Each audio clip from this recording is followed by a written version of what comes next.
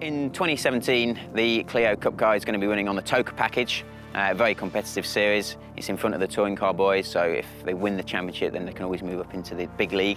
We've also got the junior category, which is the same car, pretty much identical apart from different tyres. They have to run a road tyre, and it's been downgraded slightly with less power, but it's got 5 gears instead of 6. Still a sequential paddle shift gearbox, but it's just slightly slower, but still an amazing bit of kit. So the best technique to drive these cars are obviously to hit the brakes as hard as you can, as late as you can, go down the gears without locking up, trying to get a little bit of rotation in the car before you actually get on the throttle, and try not to understeer out of the corner. Now, it's very easy to do that. It's front-wheel drive. It's just a natural thing that happens with front-wheel drive cars. So you've got to try and pick up the power from the apex onwards, but also at the same time unwind the steering so that you're not creating that understeer. You're actually getting a good exit and straight line speed. And the reason why that is because of the diff. It's such a tight diff that if you try and turn the wheel and pick up the power, literally the front wants to just turn like a rear-wheel drive car. So you've got to get that steering lock off as you pick up the power, because literally if you don't, it either wants to fire you off and get you all sideways, or you just get a really bad exit and the next person passes you down the straight. So it actually makes a big difference if you can get a very good exit out of the corner, because overtaking on the way into corners is obviously the best way to pass somebody. But in these cars, because the braking performance is very similar to each car and everyone can pretty much get the braking point right, if you try and brake later and go down the gears too quickly, it wants to lock up and you just miss your turning anyway. So the best thing is to try and get the car turned, get it rotated, get the steering lock off as you pick up the throttle, and that gives you the run down the straight and makes the overtake for the next corner a lot easier. So tyre performance is crucial in front-wheel drive. It's crucial in any category, to be honest. But front-wheel drive, if you don't get those rear tyres hot, then you've got no chance of being able to do a lap time or even keep the car on the circuit. You've got to try and warm them up by doing gentle weaves and try and pick up the speed each lap just to get a bit more heat into them, because the fronts, they come in straight away because you're turning and your power is going through the front tyres. It's easy to get heat into the fronts, but the rears, it wants to move around a lot. It's very easy to go off on the first lap of qualifying or the race. So you've got to get heat into them, and then once you've done that, then you can really start to push on.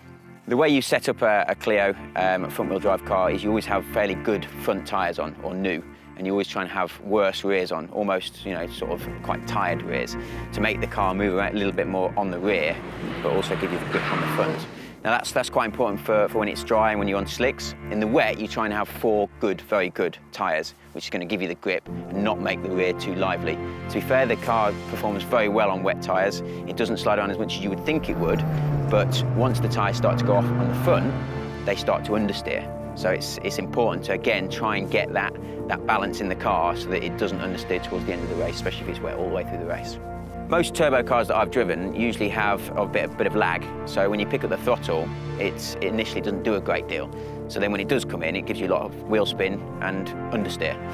Whereas with this Clio, this is very nicely done in the turbo on this 1.6 car. It actually works perfectly. You pick up the throttle and it doesn't have that lag, it doesn't have that understeer, it just picks up the grip, and as long as you unwind that steering, because obviously the tight diff holds you into the corner, it's absolutely fine. In the old car with the sequential gearbox, you could smash it down a gear and keep on the throttle and it would help. In these cars, if you're spinning, if the wheels are spinning, it won't allow you to go down a gear. So you've got to save it on whatever gear you're in, and that is quite hard sometimes, especially in a turbo car. It's like I said, there isn't much lag, but it is important to be on that throttle and just stay on it until it's coming back. Because you think you're going off, you think you're spinning, you're going to go round, but if you keep on that power, eventually it comes round. In terms of braking in the car, it's a personal preference whether you want a left foot brake or you want a right foot brake. I've always right foot braked because I grew up doing single seaters and have to heel and toe.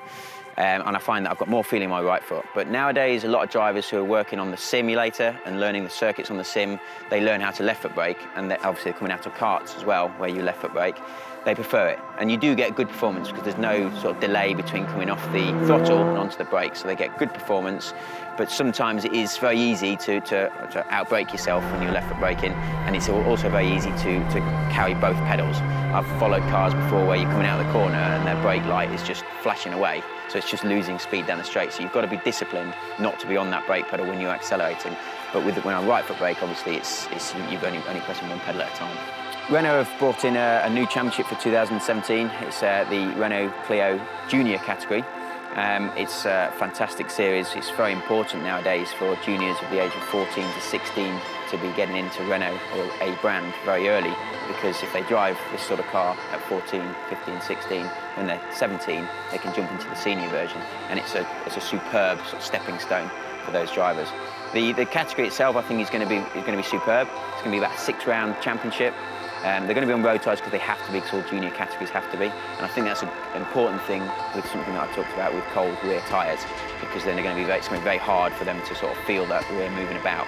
So with the road tyre, it stops that happening so much. So I think it's going to be safe, but it's also going to be very close, because obviously all the cars are exactly the same.